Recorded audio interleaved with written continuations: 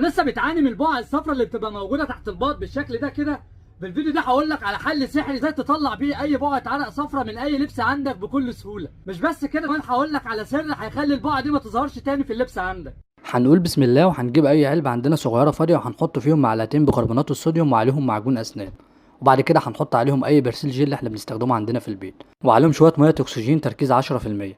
بعد كده هنحط عليهم خل، وهتشوف الفوران اللي انت شفته ده هنقلبهم في بعض كويس وهنشيلهم على جنب. وبعد كده هنجيب اي بلاستيكه وهنجيب القطعه اللي فيها بقع صفار وهنحطها بالشكل ده كده، وهنبدا نفضي عليها الخلطه دي.